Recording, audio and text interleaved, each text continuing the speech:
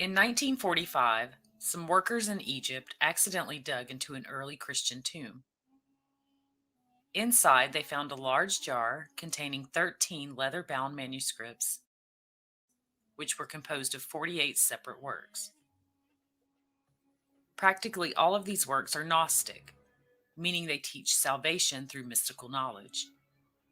And one of these manuscripts contains the Gospel of Thomas. In Gnosticism, people are believed to be souls in material bodies. Only through true knowledge can they ascend. And according to this religion, Jesus is the Redeemer who came to communicate that knowledge and liberate man. He communicated this knowledge to selected disciples, one of them being Thomas. In almost all spiritual paths or traditions that are followed, eventually that which is discovered leads to this same ascension. And if these teachings had been placed in the modern Bible, the message may possibly have been clearer and more focused on the power that is held within each person. The Gospel according to Thomas doesn't tell a story. It's a compilation of approximately 114 sayings attributed to Jesus. The opening words of the document read, "These are the secret words which Jesus, the living one, spoke, and Didymus Judas Thomas wrote down. And he said, Whosoever finds the interpretation of these sayings shall never taste death. Let not him who seeks desist until he finds. When he finds, he will be troubled. When he is troubled, he will marvel, and he will reign over the universe." The sayings themselves are not the secret. The secret lies in their interpretation. When you find the true answers, it will trouble you because it goes against most of what you've been taught. And when the truth of it sets in, it will marvel you. And then you will know your power, that you have supreme reign over your life and everything in it, that you truly can experience heaven on earth. The Gospel of Thomas has been eliminated from the Bible, and there are many explanations as to the reasoning. Some religious leaders express that if you read it and compare it to what you see in the New Testament, it's a very different kind of book, presenting a quite different Jesus. They claim that these particular teachings about Jesus mesh with certain philosophical principles that only grew in popularity, but that they aren't necessary to the work of the Bible.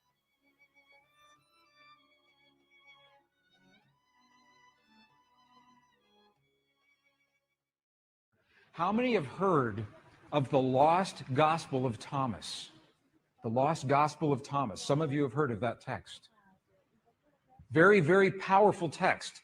The lost Gospel of Thomas is powerful because it is believed to be the actual words of Jesus as he was teaching those around him how to use the power of human emotion in his life. And if the indigenous people know it, and if the ancient people know it, why don't we know it? What happened to our knowledge? Well, this is a very good question. And the answer is this. In our Western tradition, and when I say Western, I'm assuming that we are of the Judeo-Christian tradition, is what I'm talking about here. There was a time when this field and the language of emotion was part of our tradition. It was in our texts. Until the 4th century, the year 325 AD. In the year 325, something happened. Our texts were edited, and we lost tremendous amounts of information. The Emperor Constantine, in the early Christian church, with the early Christian Bible, had to make decisions. What information do we include? What information do we exclude? And what we know now is that at least 45 books were either completely taken away or tremendously edited into what we call today our Western biblical tradition. And when those edits were made, we lost the information that tells us everything is connected. We lost the information that tells us the language that speaks to this field. We know the information was lost because we are now recovering the information in the Dead Sea Scrolls, in the Nag Hammadi library, in the Coptic texts. This is how we know this information was lost. When we find writings belonging to Jesus that are not recorded in our primary sources, but are consistent with the ones that are, we are inclined to believe that they do indeed come from him. However, when the sayings seem to be a bit inconsistent with other teachings, we are told they have been edited out due to validity, rather than the fact that they are the sacred truth intended to be passed into the hands of all people, but that have only been reserved for a few. Any spotlight on the belief that each person is filled with the same higher power as Jesus, rather than it being an outside force to be feared, would have changed everything we know about life and our entire history. Because we are each different does not make us separate. We are all a part of the same one consciousness, simply taking different forms. What Bible do you read? And how do you know it's the right one? There's only one version of the Bible, right? It might surprise you to learn that Bible translations led to many versions. Here are some of the sayings of Jesus from the Gospel according to Thomas, and their possible interpretations. Verse number 3. If those who lead you say to you, "See, the kingdom is in the sky," then the birds of the sky will precede you. If they say to you, "It is in the sea," then the fish will precede you. Rather, the kingdom is inside of you, and it is outside of you. When you come to know yourselves, then you will become known, and you will realize that it is you who are the sons of the living Father. But if you will not know yourselves, you dwell in poverty, and it is you who are that poverty. This teaching refers to the consequences of believing that power is outside of the individual. If you believe that this ruling power belongs to someone or something else, then that thing will hold dominion over your life. However, when the realization is made of who we each truly are, the one consciousness that moves through everything, and that all power comes from within, we can live in an ascended and rich way. The kingdom is inside of you, and it is outside of you. You literally manifest your outside circumstances from within. If you will not know yourselves, you dwell in poverty, and it is you who are that poverty. The belief that outside events and people have control over a person's life keeps them from living the richness that is rightfully theirs. They manifest as they believe. Verse 27. If you do not fast from the world, you will not find the Father's domain.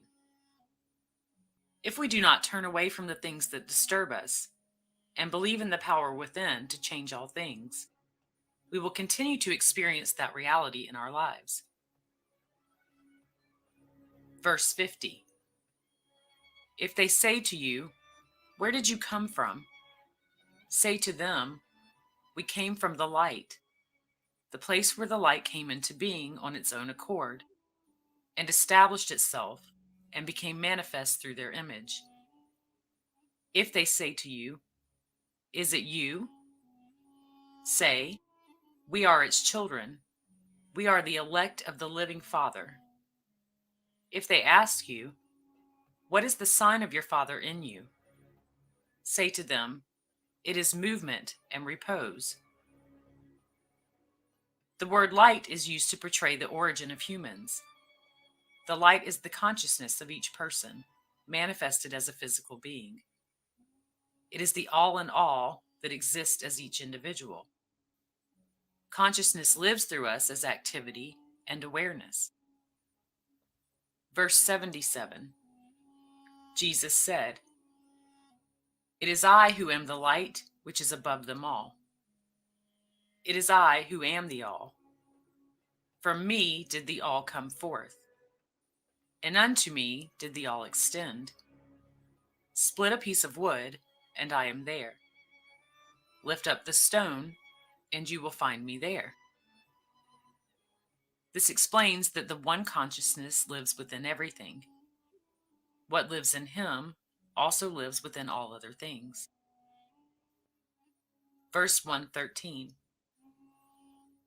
His disciples said to him, "When will the kingdom come?" Jesus said, "It will not come by waiting for it. It will not be a matter of saying, 'Here it is,' or 'There it is.' Rather, the kingdom of the Father is spread out upon the earth, and men do not see it. We have always had the power within ourselves, but we have lost sight of it. It is not something that we have to wait to experience. This consciousness is already a part of all things, including each person."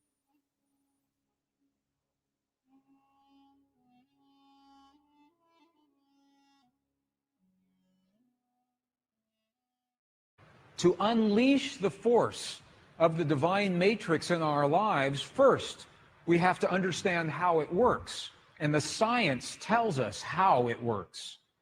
Secondly, we must speak the language that the divine matrix recognizes, and science cannot tell us that. That comes from our past, from our culture, from our history, from those who have learned and used this language for thousands of years. So this is what we're doing right now. We're learning what did Jesus and what did the great masters say about this language. Because it's the same, whether you're talking Buddhist or Hindu or Christian, pre-Christian traditions, they're all telling us that there is a field of energy and that we have the language to use that field. This is an actual page out of the Gospel of Thomas. So we know that this ancient gospel actually existed. And you can see some of the letters. These are Greek letters. You can actually read some of, if you know Greek, you can see some of the Greek letters right here. In the Gospel of Thomas, two very important keys.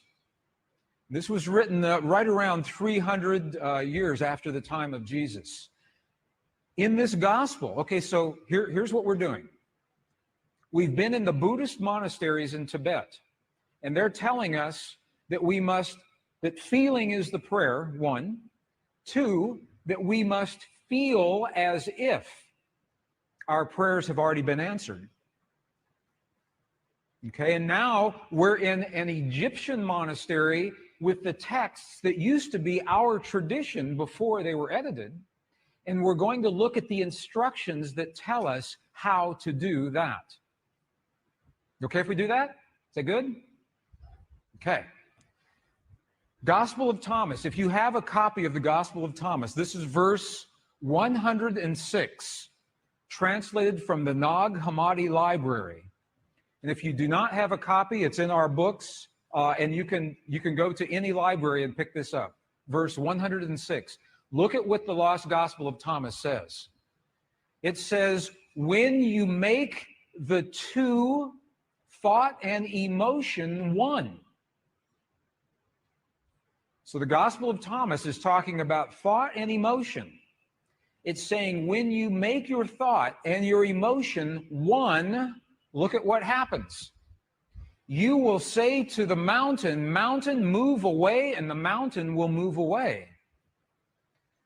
It's saying that when you can marry your thought and your emotion into one single potent force, that is when you have the power to speak to the world. Secondly, when you make the two one, what are they talking about? What are the two? Let's go back to our image. The two, thought and emotion. When the two become one in our hearts, we create the feelings in our bodies. When thought and emotion become one, and you'll see how to do that in just a minute. Let's go back to the Gospel of Thomas, another verse. Now this is verse 48. It says almost the same thing. This was so important that it was recorded at least 3 different times in the same gospel. Look at what this says. If the two make peace with each other in this one house. When Jesus is talking about the house or the temple, what is he talking about? What is he talking about? Precisely you. You are the house. You are the temple. If the two make peace with each other in this house, if thought and emotion become one, if they make peace with each other in this house, look what happens. They will say to the mountain, move away, and it will move away. He's telling us again, in a completely different verse, how powerful it is to marry thought and emotion. But they still haven't told us how. How do you do this? That's the next piece. In the early Christian Bible, your Bible today, there is a passage. How many have heard, ask and ye shall receive? Have you heard that before? Ask and you shall receive. Have you heard that? I know people that ask and ask and ask and nothing happens. Because the asking is not done with the voice. The asking is not done, please, please bring this to my world. That's not asking. To ask, we must speak to the field, to the divine matrix in the language that the field recognizes, and a language that's meaningful. The field doesn't recognize our voice, it recognizes the power of our heart. Remember this morning, our heart, we have a feeling, creates electrical waves, magnetic waves. That's the language the field recognizes. So when you create the feeling in your heart as if your prayer is already answered, that creates the electrical and the magnetic waves that bring that answer to you.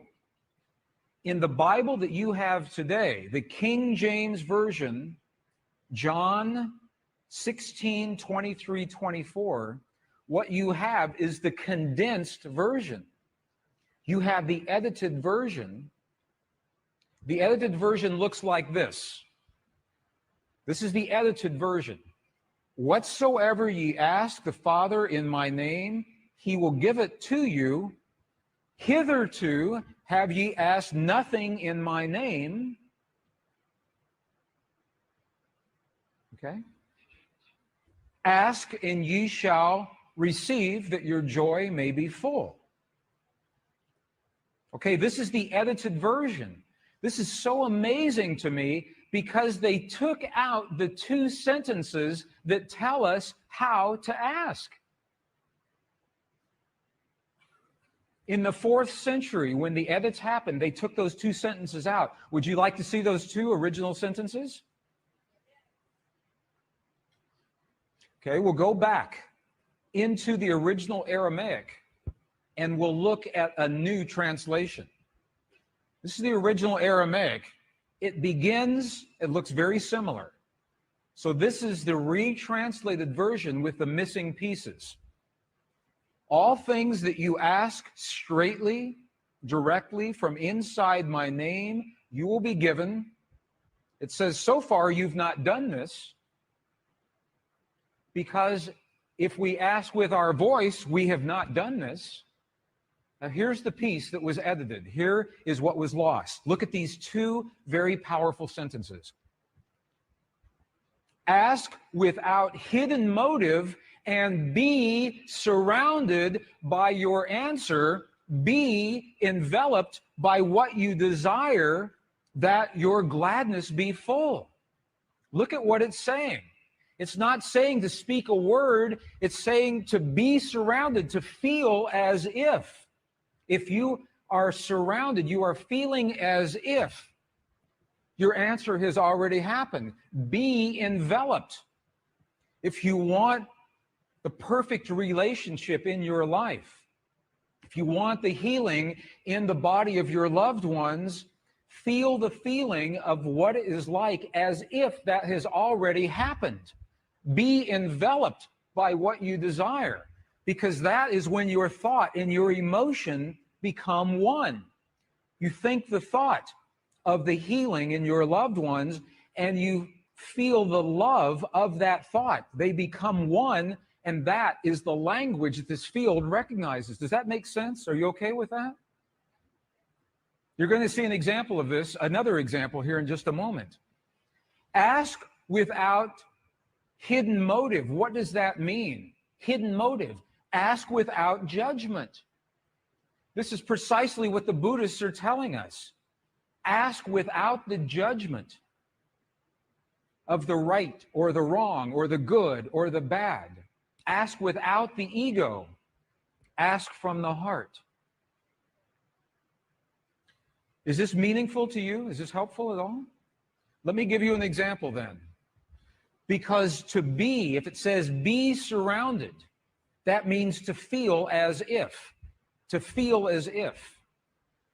Now, if that sounds too religious, because it's from the Bible, we spoke this morning about Neville, the philosopher Neville, early in the 20th century. His book, The Power of Awareness. Look at what he says. It's the same thing.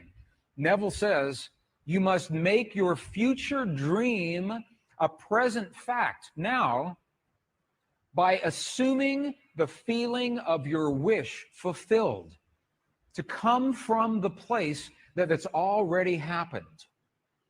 Now, this is what those practitioners did with that cancerous tumor. I want to just elaborate on this a little bit. When those practitioners healed the woman with her tumor this morning, they did not judge the cancer as wrong or bad or right or good. There was no judgment. They accept that tumor as a possibility, one of many possibilities, because in the quantum world, all things are possible. So they didn't say, bad cancer, you must go away. Or we're going to operate on you, or we're going to use radiation on you. They didn't do that. They accepted the cancer as it was, without hidden motive, without judgment. And they said, now we're going to choose a new reality by feeling, assuming the feeling as if the woman is already healed. So what they did was they felt the feeling as if the woman was fully healed, fully enabled, fully capacitated, already happened. And the chant that they were using, wasa, wasa, loosely translates into the words, already done, already done. And then when they got excited, they said, mate, means now, now, now. Not a year from now, not a month from now, not 5 minutes from now, now, in the quantum world now. And her body responded. It must. Physical reality must respond to the language that it understands.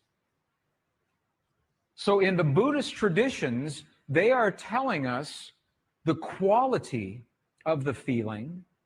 And in the Judeo-Christian traditions, they are giving us the instructions to be surrounded, to be enveloped, how to create that feeling. And when you put those all together, it's something that happens in our hearts, not in our minds. Feeling as if the prayer is already answered with no judgment and no ego, and feeling from the result.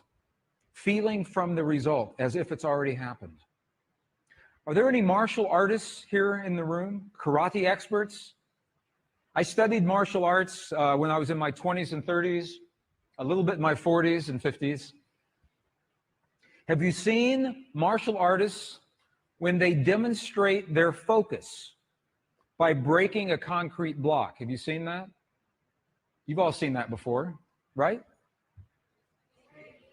Okay, here's the secret.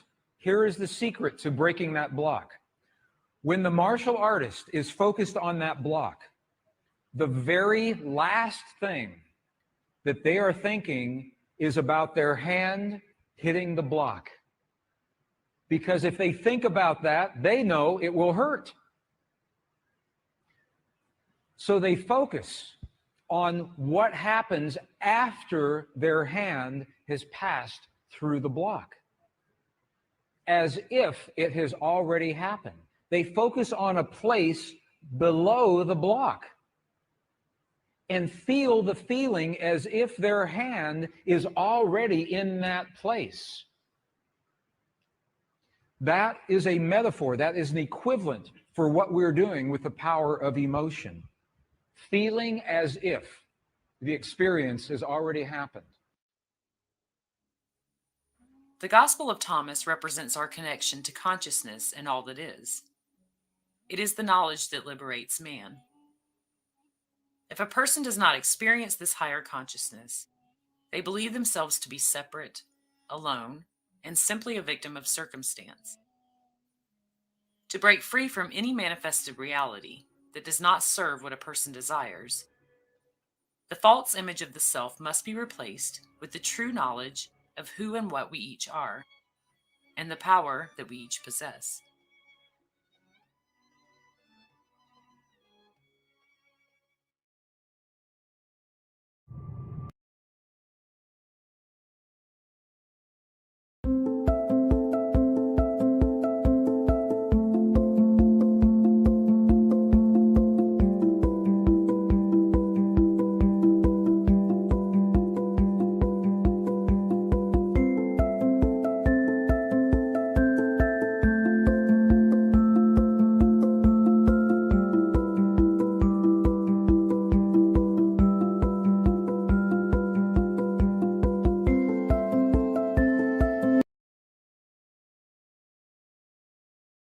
What are they?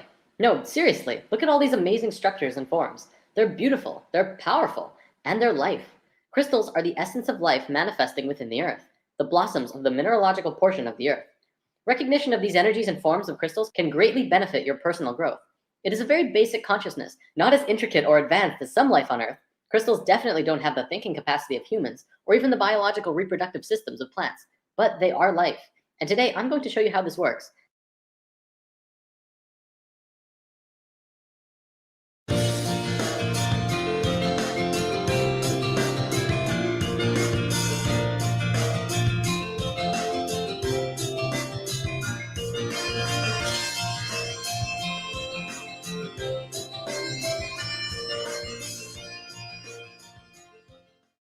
Crystals are defined as being a mineralogical body with a characteristic internal structure and enclosed by a symmetry of plane faces. They are, however, much more than that. We've discussed before that everything in the universe is a vibration, existing through many different frequencies at once. Our physical bodies are on this physical plane, but the sounds that we hear vibrate to a different frequency, as with smells and even thoughts. Crystals also vibrate to many frequencies at once. Health is the natural state of any form in the universe. Considering the vibrational existence of reality, health comes when the frequencies of anything are in balance and harmony with itself. When patterns of energy are disrupted, we experience a state which we know as disease, which is a body that's not at ease. The resistant, discordant energy patterning is responsible for every negative symptom we experience, everything from headache to cancer. Crystals and gemstones have a vibration that is free of resistant patterns. They are among some of the structures in the physical dimension which have the most balanced, cohesive, strong, and intentional frequencies. Their unchanging physical structure is a reflection of their innate energetic pattern of balance and strength, which are incorruptible. In the physical world, you pick up a crystal and feel it as something separate from you that you're just holding. But on higher frequencies, you're actually interacting with that stone energetically. This interaction then causes changes to your structure and psychology through your own energetic systems. It begins a process of rebalancing the energetic structure of your body, and in a sense, can help you heal. Now, consciousness is, of course, the determining factor of if you are going to be accepting of these new frequencies coming into your being through crystals. I'm not going to say crystals will heal you, because if you fight them and are non-receptive to these frequencies, you will continue to create the disharmony within yourself. Ultimately, though, crystals can be used to retune your whole being back to a state of harmony and flow. Crystals have been used and revered since the dawning of civilization. In fact, the Christian Bible refers to crystals over 200 times. Precious stones were used in the foundation of New Jerusalem. They were also used in the breastplates of Aaron, the Hebrew high priest. Crystals have been discovered in the ruins of Babylonia and in ancient tombs of Egyptian and Chinese rulers. This wouldn't be spirit science without some sacred geometry, though. Remember the 5 platonic solids? Science understands that all atomic patterns and molecular structures were based on these 5 forms. They create the forms that the universe manifests through. Well, here's the atomic structure of a beryl crystal. It's the flower of life, the creation pattern flowing through the structure of this crystal. Now, not all crystals are like that molecularly, but they are very geometric. There are 6 categories of crystals. Of course, there are lots and lots and lots of kinds of crystals, but no matter how many there are, they will always be in one of these categories: isometric, tetragonal, hexagonal, orthorhombic, monoclinic, and triclinic. For the most part, all of these systems are derived from the hexahedron, also known as the cube. One of the biggest things about crystals is that they can transmit frequencies. From a metaphysical perspective, we can transmit thoughts and emotions through crystals, but scientifically, does that make sense? Would you believe it if I said that pretty much all of modern computing technology was based on the living element of crystals? Consider the radio. The first radio was a crystal set. They would cut a piece of quartz crystal and touch a wire to it. The frequencies transmitted through the crystal. The quartz! That's right. The molecular arrangement, of course, is very stable and has a measurable frequency. And because of this, it can be used in basic technology. Nobel Prize winner Marcel Vogel discovered that crystals can be reprogrammed as silicon chips in a computer, and can also be programmed with the energy of consciousness. He discovered that when a person uses a computer, thoughts are transmitted into the computer by pressing on a keyboard. That information is stored in silicon chips via the medium of electricity. Thought is a form of energy which can be given direction through what we call intention. He concluded, due to this discovery, that crystals could also be programmed without the need for electricity, by using just thoughts as the informational energy. Another interesting find is that quartz is composed of silicon and oxygen, a combination known to geologists as the building block of all minerals. The living element within crystals is silicon. Science found in the 50s that silicon shows the same principles of life as carbon. Exactly 1 octave down on the periodic table from carbon is silicon. Sponges deep in the ocean made from 100% silicon were also discovered, which shows that silicon life doesn't just work in theory, but they actually exist right here on this planet. But get this, the Earth's crust itself is made out of silicon. It's 25% silicon, but silicon bonds with just about everything. So the Earth's crust is actually roughly 80% silicon compound. We're literally floating out in the middle of space on a giant crystal ball. The term Mother Earth never had so much meaning as now, as we learn that the entire planet itself is a conscious, living being. She's aware of you and everything going on her body. The energies within crystals are universal. Therefore, when you connect with a mineral and are open to receiving what it has to offer, and begin to play creatively through your higher self, you can contact and synthesize the energies from which the entire universe is comprised. This is why crystals are so powerful, and why they must only be used to the highest consciousness of the individual. Right intention during the use of crystals further serves to connect your personal energy with that of the crystal kingdom, helping you get to a place of love, of light, and the good of all. Although each and every one of us has an infinite power of the universe within the self, we as humans always like having that support from something external from us. Every crystal form has its own individual energy and its own personality. Each can be used in unique ways to assist one in understanding the nature of existence, or moving forward on our own life path destiny as we're consciously experiencing it. I feel that right now, as people are waking up, we're becoming more and more aware of our ancient knowledge and wisdom. Part of that information that is returning to us is the nature of crystals. I see crystals as being very monumental in the evolution of humankind. They could provide a lot of love, light, and insight for many who are struggling with their own inner demons in this coming time. Things are getting more and more intense, but it's also providing people with the opportunities that they need to raise their own vibrations and frequencies to a level of light and happiness. Healing has to come from within. I'm not going to say that if you just get crystals, you'll be happier or smarter or heal better. However, think of it like being with a close friend who really cares about you. They will provide their energy and attention to you to help you find yourself in this time of need. Crystals are like that. They will give you support if you allow them to, and open up your heart to the frequencies that they are emitting. So where can you get crystals? Well, there are several options. The easiest is probably just to find a local metaphysical store. There are usually at least 1 or 2, if not more, metaphysical shops in every city.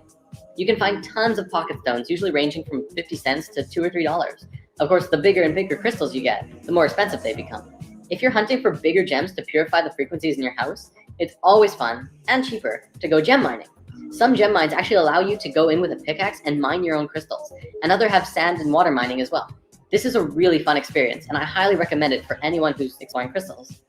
Also, I feel it's important to note that if you have crystals and you want to learn what they are, simply do a Google search for crystal properties. There are tons of sites on the web which provide information on the particular frequencies or personalities of crystals. Crystals and gemstones are one of the most powerful tools available for us in the physical dimension right now. And like all tools, the key to maximum utilization is to learn how to consciously implement the tool. If we consciously recognize that our own electromagnetic fields are impacted by the energetic quality of each crystal and gemstone, we would see that they create an alchemical response within our own bodies and psychology, which would allow us to use them as the powerful tools that they are. We could use them on a daily basis to promote health, awareness, growth, and evolution within ourselves and the multidimensional lives we lead. On my cosmic travels through life, reality, and the universe, I've come across many things. One of the most amazing of these revelations, however, is knowledge about crystals. What they are, we already know. But what can you do with them? Many of you may have crystals already, but without knowing what you can do with them, they just sit on your shelf, influencing your energies from afar. Today, we're going to look at practical uses of crystals in your everyday life. The first thing we need to discuss is how to charge your crystals. Just like us, crystals need sustenance. Well, they won't die if they don't get any, but who doesn't love to be fed? One way of charging your crystals are with bigger crystals. By allowing the smaller crystals to receive energy from the points of the bigger ones, you can also just sit small crystals onto a cluster. However, there is a much easier way. Sunlight. Just as we receive energy from the sun, crystals also receive and recharge under the intensified life force rays of the sun. By letting your crystals spend an afternoon in the sun, they will be bursting with juicy energy for quite a while. Think of crystals like a rechargeable battery, and by leaving it in the sun, it recharges and stores energy to give to you. If it's running on low, the frequencies that it emits will not be as strong as if it would be at a full charge. You can also cleanse your crystals by allowing them to bathe in salt water for a while. If possible, use sea salt or pink Himalayan salt. If you live near the ocean, you can also let them bathe in the ocean itself. You can also sage your crystals, which is very beneficial for cleansing them and keeping them happy. Letting them sit in brown rice for 24 hours centers and grounds the crystals and balances their male and female energies. When you first get your crystals, whether it's through a gift or you dig it up yourself or bought in a store, it's usually important that you dedicate your crystals. This can be done by holding onto it and consciously intend that the crystal only be used for love, light, and the goodness of all. Customize and save with Liberty Mutual. Your chakra system picks up frequencies throughout your whole body, through high frequencies and low frequencies. Most crystals will give off an energy which will resonate to at least one chakra, if not more, which makes them excellent tools for aligning your energy body. One of the easiest ways of using crystals is carrying pocket stones. Carry a crystal of your choosing in your pocket for any amount of time that feels right. If you need a lot of help in one aspect of your life, you might want to carry a certain crystal around with you up for even a month. Then after that time, look back at the month and see if the description of the crystal matches what you experienced. This is actually how I first got into crystals. A friend of mine gave me a crystal and told me to hang on to it for a month. I didn't really get why, but I did. After a month, I found out what that crystal did, and it had been affecting me in the exact ways of the description. After that, I was hooked and have been exploring crystals ever since. One thing that I do quite often is actually make what I like to call spirit water. It's really very simple. All you have to do is place a crystal into a glass or bottle of water for an extended amount of time before consuming. Usually it's recommended that you wait 24 hours before drinking the water, but even several hours will yield slight changes in the water, especially if you meditate with the water. You can also leave the water out in the moonlight or sunlight for a day before consuming while the crystals are in the water. If you really want to get creative, try mixing and matching crystals in the water. For one day you could put in an amethyst, and the next you could put in citrine. This actually goes to the phenomenon of water that researcher Masaru Emoto had been studying and researching for a very long time. The phenomenon in which water that had been blessed froze into beautiful crystals, and the water that was projected negatively onto froze into gross or ugly crystals. Now, we have an entire lesson about water coming soon, because I know a lot of people want to discuss that, so in the meantime, we won't be going into this at this time. The reason I bring this up, though, is that this does grant you an opportunity to try this for yourself. I highly recommend placing several crystals in water and letting them sit for 24 hours. You can also place a plain glass next to it. If you want to, meditate with the crystal water and project love and health into the water. Then, drink the water and compare the difference yourself. I have done this many times and I can always feel the difference. And from the people I've talked to who have done this as well, most people do. In my experiences, this rejuvenated water is smoother and cleaner than it is when you first pour it. So putting crystals into your drinking water is a very good way of keeping your body hydrated with some living, healthy water. Crystal grids. Many of you may have seen the YouTube video Spirit Quest 10.5. In this video, Jordan demonstrates how to make a crystal grid around your house and what it's used for. A crystal grid is an energetic grid that you can create around your house that fills your house or room with energy by connecting several crystals together through the power of your intention and energies of the crystals. If you happen to have several larger crystals and a wand crystal, you can make a crystal grid around your house or room, or wherever you are. Place the crystal around your room. The crystals do not have to be in a geometric pattern, but if they are, it will only serve to strengthen the grid. Consciously connect all of the crystals together using a wand crystal. You simply have to point the wand at a predetermined master crystal, usually a quartz, or something bigger than the rest. While holding onto the crystal in your mind, then move the wand to point it to the next crystal, and draw a connecting line in your mind. Then continue to make lines between it and the other crystals. You can go between all of the crystals and back to the master, or back to the master for every one, or anything you want, really. Let your creativity guide you. You can also program your intention into the master for whatever you want, whether it be abundance or healing or spiritual development, and allow those energies to flow through all of the crystals in the grid. Something I've been playing with for a long time now and have had wonderful experiences with is what I call the Bed Chakra Charge. The day that you charge your crystals in the sunlight, take 7 crystals, 1 for each chakra, and place them either under your bed or in between your mattress and box spring in the order of the chakras, lined up with where your body is while you sleep. You can do a little meditation with them too if you like. Set the intention for them to provide you only with the highest of frequencies for you to explore. Then, go to bed.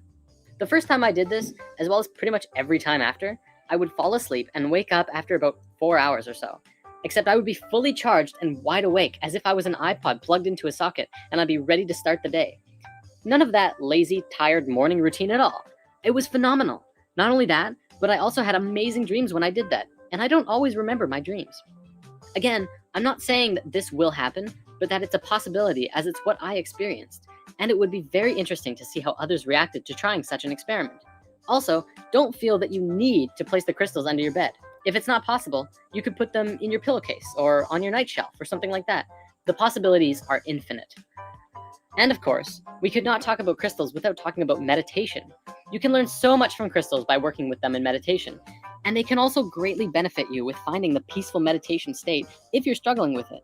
You can sit in the traditional lotus position with a crystal in each hand, or you can sit with a single crystal in your lap.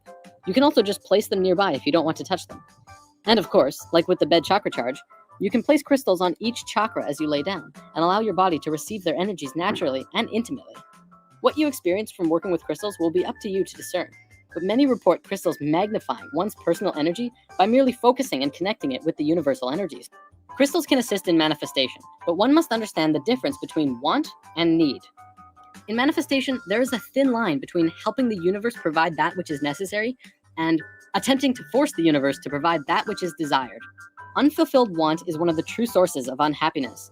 If one wants something desperately enough and is unable to attain it in one lifetime, they might keep drawing themselves into additional lifetimes until that want is fulfilled. However, need is always fulfilled, as long as it's not blocked by want. Although, of course, one might need to work to fulfill that need as well. It will come. Certain crystals, like citrine, are helpful in manifesting abundance into your life. Although in what sense, that is totally up to you. Ultimately, you are the one pulling the experiences of receiving towards you, and as long as you are open to receiving, energy can keep flowing in all aspects of your life. Finally, and this is something I found in one of my favorite crystal books, Love is in the Earth, but I haven't tested it. Supposedly, gasoline mileage has been enhanced by placing a quartz crystal on the carburetor or on the fuel line. Increases of up to 50% have been reported. Mechanical portions of the automobile have also been treated by placing a crystal on or towards the equipment. There has been many reports of crystals that have been placed in automobiles to encourage the protection and safe passage of the drivers and passengers, as well as maintaining the vehicle itself. Whether you're skeptical of crystals or not, you gotta admit there's something absolutely magical about them. And hey, why not just pick up a few just to find out? You won't know until you experience it. And now we're going to look at some crystals that are more commonly used in crystal healing and energy work, so that you know exactly what kind of crystals are best suited for helping you on your path to ascension, as well as the shapes and forms that they come in. Crystal fun fact for the day: almost all crystals grow in hexagons, which we know from sacred geometry is a very pure form that comes out of the flower of life. Supposedly, though, there's a very rare crystal that grows in a star tetrahedron or Merkaba form. I've never seen pictures of it, but if anyone out there has information or pictures of such a crystal, I would love to see it, and we could show it to everyone on Spirit Science. Okay, let's start with crystal formations. When a crystal grows on a base called a matrix, it forms what is called a crystal cluster. They generally look something like this and emit a massive amount of positive energy into an environment. They're great for having around your home or workspace. Most crystals grow terminated, which means pointy on one end like this. Sometimes you can find double terminated crystals, which grow in clay pockets instead of on a matrix. They are pointy on both ends and emit energy from both sides. Geodes are another great formation for having around the house. These are mineral products of volcanic bubbles.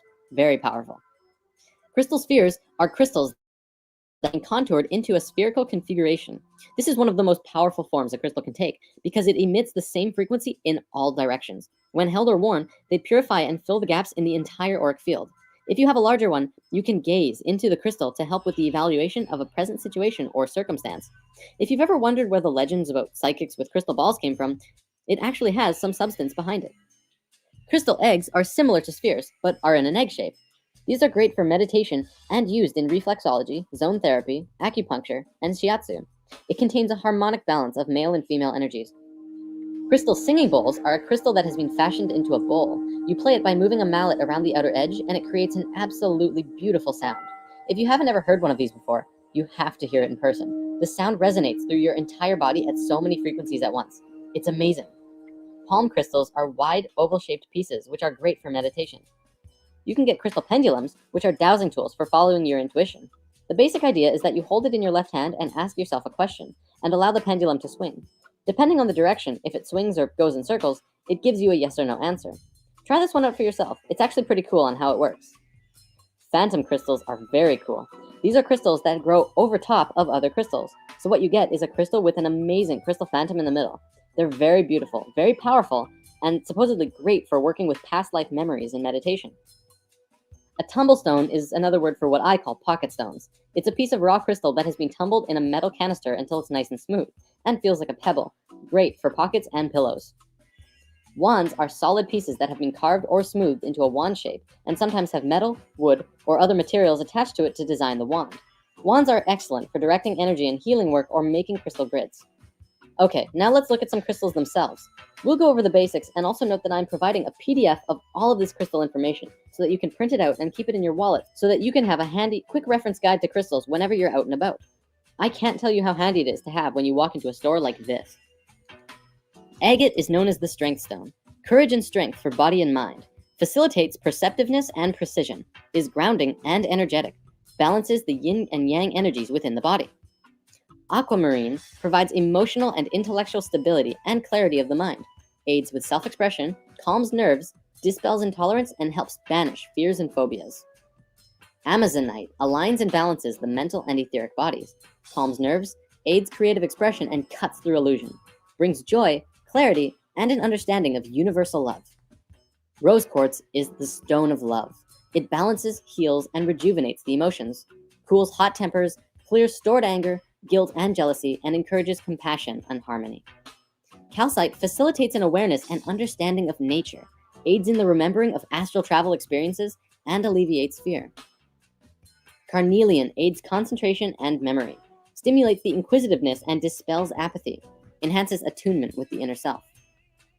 Lapis lazuli enhances awareness and intellect and enhances psychic abilities, helps overcome depression, aids creativeness and protection. Smoky quartz dispels negativity and releases emotional blocks, provides grounding and protects, as well as enhances channeling power. Clear quartz is the spirit battery, excellent for meditation, amplifies energy and thought, as well as dispels negativity, aids communication with every dimension. Amethyst is the peace stone, ideal for meditation and enhancing psychic abilities, a great calming influence, very protective and inspirational, radiates with divine love. Malachite aids intuitiveness and transformation, balances, clarifies the emotions, and clears the subconscious blocks and reduces stress. Sunstone dissolves negativity while grounding your root chakra and providing the energy of the sun in the palm of your hand, enhances the masculine nature, and is great for working on projects. Moonstone, on the other hand, stimulates confidence and balances the emotions, helps with intuitiveness and perception, enhances the feminine nature, and clears the auric field. Peridot inspires happiness. This one is great for making your days brighter, strengthens and regenerates the individual, and reduces anger and jealousy. Selenite is an excellent stone for pushing further spiritually. It stimulates the third eye and crown chakra and provides clarity of the mind and expands one's awareness of the self and those around you. It is very intense, this crystal. And these giant crystal mines in Mexico are actually selenite. Just remember not to use it in water, as selenite does erode, and you'll be drinking little crystal bits, which probably isn't best for your digestive system. Citrine is the stone of abundance, joyous, warm, and energizing, raises self-esteem, stimulates mental focus, and aids the enlightenment with the higher self, attracts and maintains abundance. Kyanite is a fantastic stone of alignment and strength. It never needs to be cleansed or charged in the sun. It grows in long, fibrous strands, and that's what it does to your energetic body. It strengthens and aligns all of your chakras to each other. Obsidian grounds and protects against negativity, aids in the understanding and clearing of subconscious blocks. Tourmaline is the protection stone, wards off fear and negativity and protects on all levels, enhances inspiration and encourages self-confidence and understanding. Sodalite rationalizes and aids clear thinking, bringing clarity and truth, enhances communication and creative expression. Tiger's Eye brings cheerfulness and optimism, enhances clarity of thought, balances the yin-yang energies, and helps soften stubbornness. Now, what we just looked at were a very basic and simple understanding of all of these crystals. If you really want to dive into each one, there are literally pages and pages of things that you can read about every individual crystal as well. The different properties they have, the energies they hold, the frequencies they emit, and the structure of the crystal themselves, and why it's relevant. There's a lot more that we can go into, and by Googling each one of these crystals yourselves, you can also find tons of more information about these crystals. We're going to start by talking about Orgonite, and then we're going to move on to what I call the crystal movement. I think first and foremost, we have to concede that we're dealing with a gigantic mystery. When I was working, I felt like something was not right. To discuss Orgonite, first we must discuss the basics of orgone energy. Simply put, orgone is energy. In fact, it's another name for the multi-named etheric energy that is everywhere and embodies all things. Reiki energy, prana, biomagnetic energy, chi, soft electrons, and life force energy are all names for the same thing. An orgone matrix or orgonite crystal device is a device that provides assistance with working with these etheric energies. Orgonite both releases orgone energy when stimulated by other forms of energy and has the capacity to change orgone energy from one state to another. It is especially suited for dissolving negative energy in an area and converting it to balanced, healthy energy. This makes it especially useful in a wide range of applications, from alternative health, radionics, and other traditional metaphysics. Where did Orgonite come from? Well, in the 1930s and 40s, Dr. Wilhelm Reich was able to detect and measure the existence of etheric energy, which he called orgone, using a modified Geiger counter. He determined that by stacking alternating layers of fiberglass, which is an organic substance, and steel wool, an inorganic substance, you could attract and collect orgone energy of both positive and negative polarities. He called the positive energy POR and the negative energy DOR, which stands for positive orgone and deadly orgone. He began constructing a device that was able to successfully heal his patients of various ailments, including various forms of cancer, by having them sit inside the box for periods of time. In 1986, scientists at the University of Marburg in Germany published the results of a blind study, which showed that 30-minute orgone accumulator treatments caused a consistent psychological effect. They published that their investigations displayed evidence for the assumption that the properties of orgone accumulators and its effect on humans factually exists. Reich's work continued into the 60s by a really open-minded Russian scientist named Dr. Nikolai Kozyrev, among others, who also scientifically proved that such unseen energies do exist all around us. This work led to the Soviet military using torsion field sciences in their military defense applications, which shows that amazing discoveries that can change the world can both be used for the light as well as the dark. In continuing this work, modern science has taken it to whole new levels in trying to figure out the nature of dark matter, zero-point energy, and the vacuum flux, and these are all discussions for another time. In 2000, orgone accumulators came into being when Don and Carol Croft discovered through much research that mixing organic fiberglass resin and metal chips poured into small molds like paper cups and muffin pans would produce a substance which would attract etheric energy. Then, by putting crystals into the mix, you get something even more amazing. Carol Croft, who was incredibly gifted in sensing etheric energies, found that adding a quartz crystal to the orgonite would cause the orgonite to not just attract all kinds of energy, but rebalance and transmute all of the negative energy into positive. As we learned in Crystals 1, this is because the molecular structure of quartz is incredibly stable and harmonically aligned with the geometry of the universe.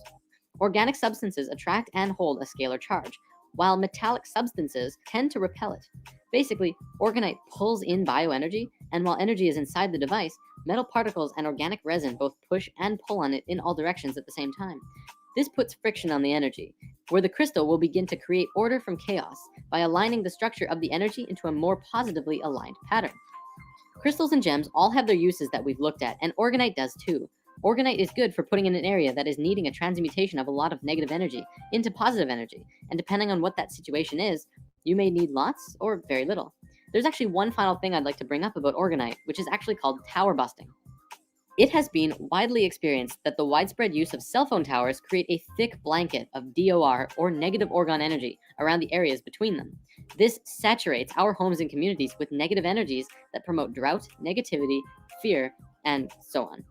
I'm not saying that the towers are causing the negativity of the world, but perhaps just stimulating or intensifying it. However, it has been experienced that this can be remedied by placing or burying Orgonite at the base of a cell phone tower. Thousands of aware and selfless, beautiful people in the world have begun doing this and slowly helping out in what is being called the Orgonite gifting movement. And this is happening all over the world. And we need your help as well. To find out more about Orgonite, check out www.orgonite.info, where it talks about the science behind it and the gifting movement and how to get involved yourself. Or check out the link in the comments to an article by my friend Trey, who makes Orgonite and has written a big explanation about how and why it works. Now we're going to move on to the crystal movement. Now, I realize from the title you might be thinking, what? Is this some kind of new movement like Zeitgeist or Occupy, only based around crystals? Well, not really. But if we follow through with this shift in consciousness could be an incredibly smooth process. Crystals, being conscious, don't just like sitting around in the same spot all the time. They like to travel, just as most people do. Crystals move about when they want to. They change owners, jump out of your pocket, and flat out abandon you when the time is right for them. If you are in tune, you will be able to know when a crystal is ready to move to someone or somewhere else. Just like people, when we are done with a task, it might be a time to move on to something new. Crystals are the same way.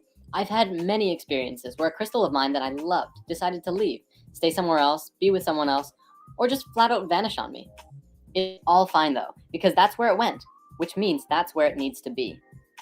The crystal movement is about the movement of crystals across the world and into the hands of the people.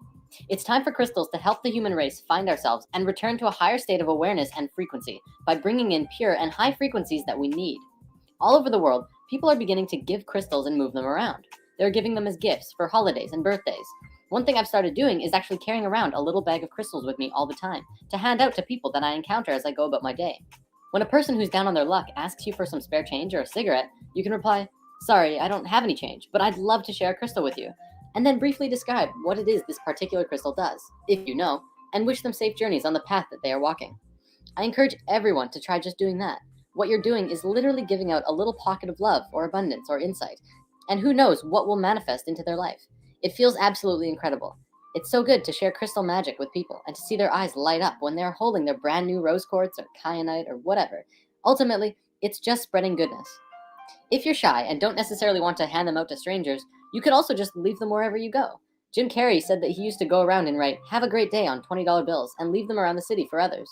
You can do that with crystals. Can you imagine the feeling of stopping to tie your shoe and finding a beautiful piece of rose quartz just saying, "Take me"? Now imagine being able to give that to others. Compassion, love, and gratefulness are such powerful and incredible emotions and frequencies, and love will be the force that brings us together. Now, we have mainly been focusing on what smaller crystals can do. Pocket stones are wonderful on an individual basis, but now let's come up with some ideas that we could do with larger crystals. Large crystals are very powerful. You can do a lot with large crystals, and you can help a lot of people if you put them in the right places. For example, putting large geodes for healing and love in hospitals could help many, many people recover incredibly quickly. Crystals around your home can influence or aid in your family life. Putting crystals in the classroom could help students both learn and grow more as individuals and communities. We could install large crystals of abundance and love into homeless shelters, and who knows what could happen. Even smaller businesses can benefit with some crystals around the office or work environment. I feel it's very important that we start investing in crystals and fast, not because of the economic reasons, but because of what it will do for us and what beauty and love it could bring into our lives. So how do we do this? This is probably something that needs some organization, and we need to follow through. On the Spirit Science website, we've been partnering and working with many people who work with crystals. Our friend Kiko makes chakra necklaces, which you can get through the site. We're also working with my friend Trey, who makes Orgonite to help get as many of these Orgonite devices out to the world as possible. How about bigger crystals? We feel this is going to work on a community basis. Obviously, not many people have hundreds of dollars to spend on crystals to share with their communities or workspaces, or local hospitals, shelters, and schools. However, collectively, we do. I encourage everyone who is on board with this to share these videos and information with all of those around you, and look into collectively pooling your resources into bringing some powerful, energetic fountains into your environment. Not only will this bring in a lot of good energy, but it will also create a lot of love connections between the individuals who are sharing the experience of getting crystals together. And if you do put crystals in a home or workspace or environment, take a picture of it and send it to us. We could put it up on the website and show how the crystal movement is doing. To wrap this video up, let's conclude with something really awesome. The 13 Mayan crystal skulls. What are they? What were they? What do they do? I'm going to share what Drunvalo Melchizedek has shared, but there's a lot of information available out there. Perhaps we can go into a full story another time. In a nutshell, 13,000 years ago during the fall of Atlantis, the Maya took their calendar and left Atlantis. During this time, they carved a large crystal skull out of quartz crystal and held a ceremony. One person who was trained and prepared would consciously drop their body and enter into the skull, where they would reside within for the next 13,000 years. Then, every 1,000 years, another ceremony like this would take place. The ceremony involved a being who had an understanding of everything humankind knew at that point, and then entering into the crystal and saving these memories within the skull. Kind of like the Mayans would hit file and save as every 1,000 years to preserve what they knew. Supposedly this year in 2012, they will hold a final ceremony with all of the crystal skulls coming together to reveal all of this ancient knowledge to the world and allowing it to enter our consciousness once more.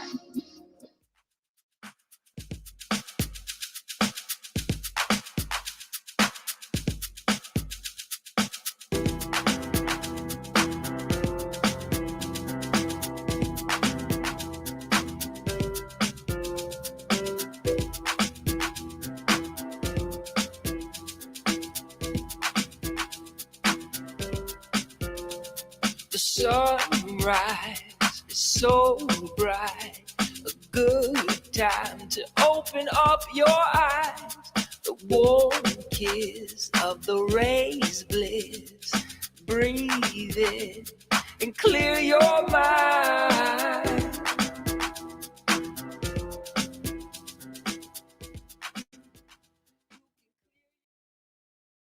A very strange day is coming to America. In short, a massive and surprising new transition could soon determine the next group of millionaires, while leaving 99% of the public.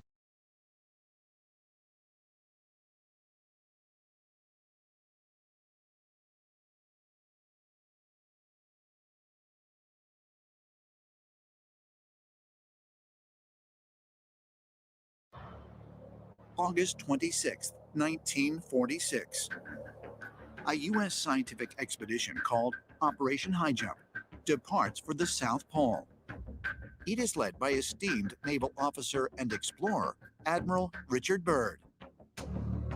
Admiral Richard Byrd was a very important admiral in the United States Navy.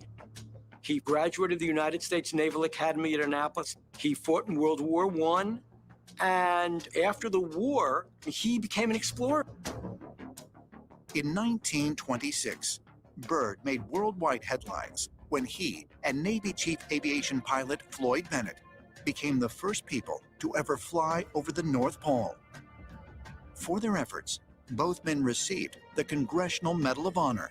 Later, when Byrd, at the age of 41, made the first solo flight over the South Pole, he became the youngest person ever promoted to the rank of admiral in the history of the United States Navy. In 1946, Byrd oversaw Operation High Jump, the largest Antarctic expedition to date. The massive military convoy included 13 ships, 33 aircraft, and 4,700 troops. The U.S. Navy sent down a flotilla of ships under command of Admiral Byrd, and they came back after about 9 months in Antarctica. Apparently, they actually fought a battle in Antarctica, probably between remnants of the Third Reich and perhaps extraterrestrials as well. There were stories of craft coming up out of the water and attacking them. Flying saucers dealt a very heavy defeat to Byrd's Operation High Jump.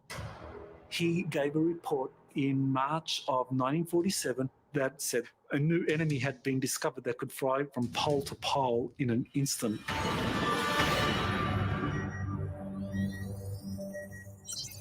In 2018, more than 70 years after Byrd's astounding claim, A satellite image captured what appeared to be a condensed water trail from an aircraft, or contrail, that could only have been produced by something traveling at incredibly high speeds. It extended the entire length of the Earth, longitudinally from the North Pole to the South Pole, which is 12,000 miles. The maximum length of time that a contrail can maintain its shape is 30 minutes, but most dissipate in less than 15. Only a craft capable of traveling faster than 50,000 miles per hour, or 10 times the speed of the fastest aircraft in existence today, could leave a contrail that would stretch the entire length of the Earth without breaking up. It's a seeming impossibility because it meant that some object was able to traverse the entire planet from pole to pole in a matter of minutes before the contrail disappeared. Whatever created that was going beyond Mach 10. Mach 10 is over 8,000 miles per hour. This was probably going much, much faster than that. So whatever it was something that more than likely we've never seen before.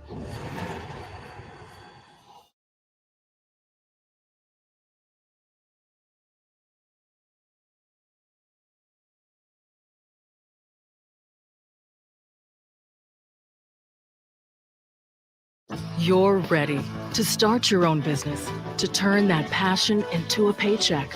All you need is a partner you can.